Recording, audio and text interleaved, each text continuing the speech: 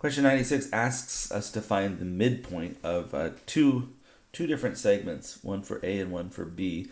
These segments are defined rather by a couple of endpoints, and each of them have XY pairs. So, for example, in the case of the first problem for X, I'm starting at -3, and I'm traveling all the way up to +5. That's a change of 8 units from -3 to +5. That's 8 units in the positive direction. If I look at the y's, you can see y is starting at 11 and it's going down to 6. That is actually from 11 to 6. If I started 11 and went to 6, that is a change of 5 units. Actually, it's decreasing by 5 units, right? That's going 5 down in 5 in the negative direction, getting smaller by 5. Let's do the same thing for part B while we're here, right? So if I'm at 8, I start at X as -4, and I travel all the way to +4. So that's an increase of 12 units, right? What do you mean, right? Well, if I end up at 8, this is where I end, and then I subtract -4. This is how I find the difference between those two numbers.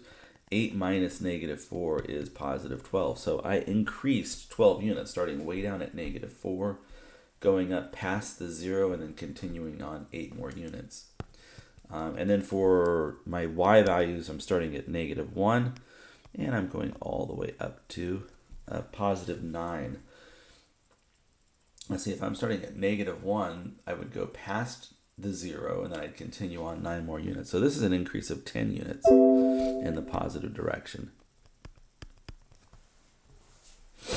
So the thinking here on midpoint is that our textbook is talking about on their methods and meanings is, look, just go half of the distance. Don't go all 8 for X and all 8 or 12 for X. Don't go down by 5. Don't go down by 10. Just go half of those distances. So if I start, for example, at -3, I'm going to not go 8 units. I'm just going to go 4 of those units, and that's going to give me the X value for my midpoint.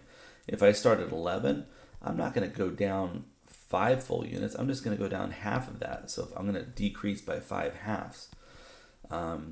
So that would be my midpoint. Actually, if I calculated it, -3 plus 4 would be a +1, and 11 minus 2.5.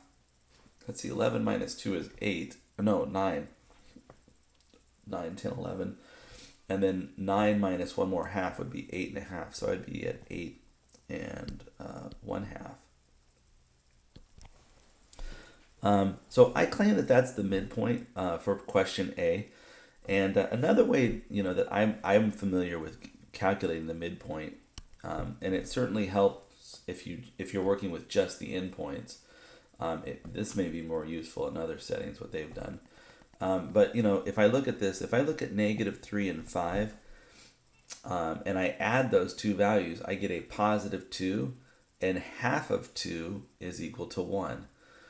So that's what my claim is, and it works, right? -3 plus 5 is 2, and half of that equals the number 1.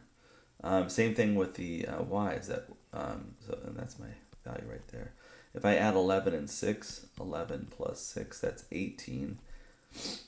I'm sorry, 11 plus 6 is 17, and half of 17 is 8.5. So that's the midpoint there.